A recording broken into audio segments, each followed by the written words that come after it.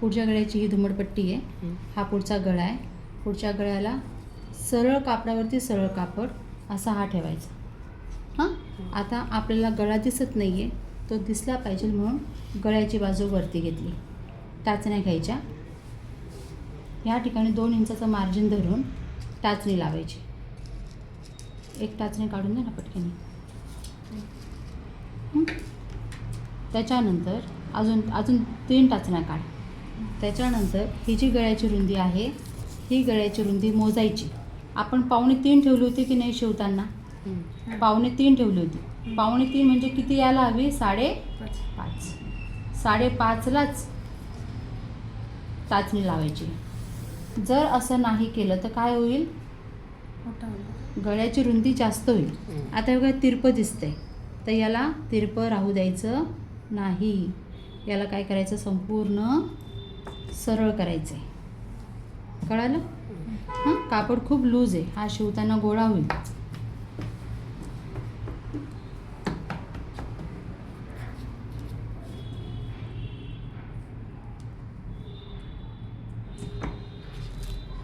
अजून एक टाचणी. टाचण्या का लावायच्या आहेत? म्हणजे हे खालचं कापड आणि वरचं कापड याच्याने हलणार नाही. हां, आता पेन बघू मला. आता काय करायचं? शिवण्यासाठी 1/2 इंचाचं मार्जिन संपूर्ण असं आखून घ्यायचं. एकसारखं मार्जिन येणं गरजेचं आहे. जर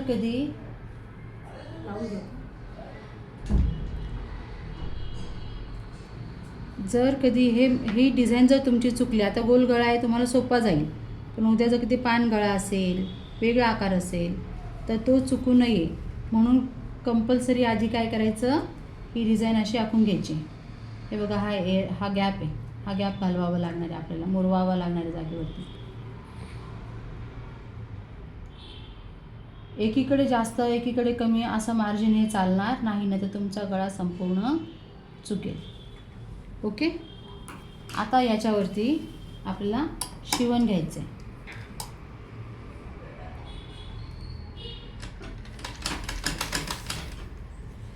हे शिवण घेताना तुमचा ड्रेस जो आहे संपूर्ण व्यवस्थित मांडीवरती घ्या.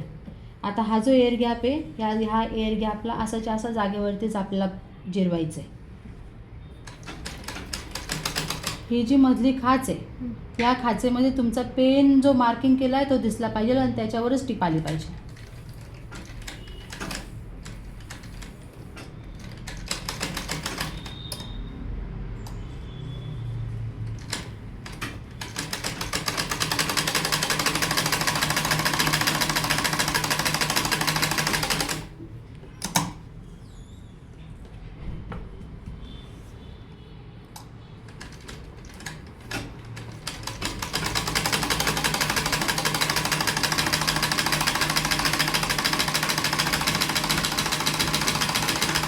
हात बघितला मी कसा फिरवला? गोल आकार असल्यामुळे मी हात असा फिरवत नेला. हा गळा गोल आहे, तर हा गळा गोलच्या गोलच आकार राहिला पाहिजे आणि आपलं कापड फिरलं पाहिजे. त्या गोल गळ्याला असं शिवून सरळ करायचं नाही. गोल शेप आहे, तर आपला हात आणि आपला गळाप्रमाणे मशीन अशी फिरली पाहिजे. आता इकडचा शेप सुरू झाला तर माझा ड्रेस पण तसाच झाला. असं सरळ इकडच्या बाजूला एक टोक आणि इकडच्या बाजूला एक टोक दिसतंय का? नाही, तसं दिसू द्यायचं नाही.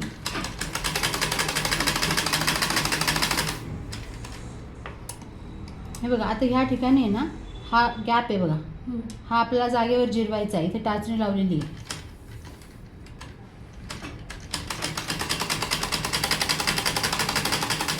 बघा गेला तो.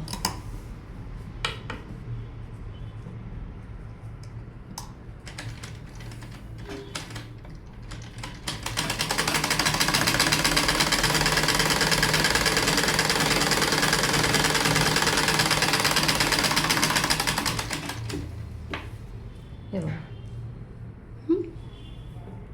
आता हा जो तुकडा आहे इथून कापायचा आणि ह्या ठिकाणी लावायचा. याच्याने काय होतं, मशीनची जो धागा आहे तो धागा निघत नाही सारखा. ह्या टाचण्या काढून घेतल्या. हे दिसते इथं. हो हो. या टाचण्या काढून घेतल्या. आता आपल्याला काय करायचं, हा जो मधलं कापड आहे, हे मधलं कापड आपल्याला ह्या मार्जिनने कापून घ्यायचं. बघा इथे पाठीमागं असं दिसतंय. ही आपली दुमडपट्टी अशा प्रकारे लागलेली. हां, आता आपल्याला काय करायचं, हे जे मधलं कापड आहे हे कापायचं वरच्या मार्जिनप्रमाणेच.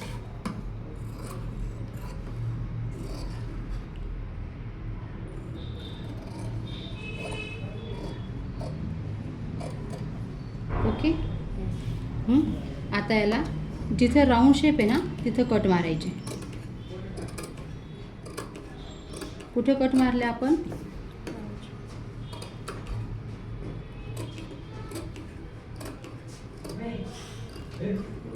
ओके. हे कट शिवणापर्यंत द्यायचे, शिवण नाही कापायचं. काय करायचं, शिवणापर्यंत द्यायचे, शिवण कापायचं नाही. आता ही उलटी बाजू आहे आणि ही सरळ बाजू आहे. ही जी उलटी बाजू आहे, ह्या उलट्या बाजूच्या दुमटपट्टीला उलट्या बाजूला ही टाचण्या जागेवर जाऊ द्या.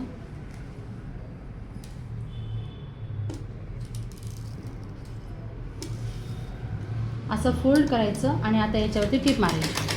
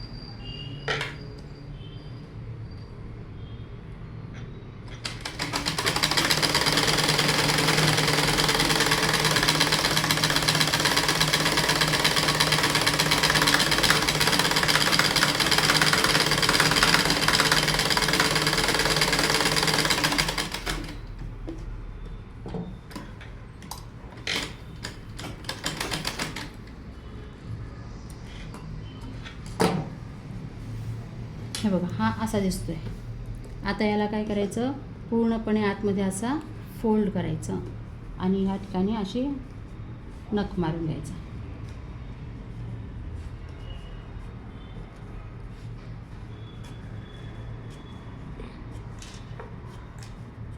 ओके. आणि पाठीमागे सरकून घ्यायचं. हे बघा, हा आपला गळा शिवून तयार. कळालं एवढं?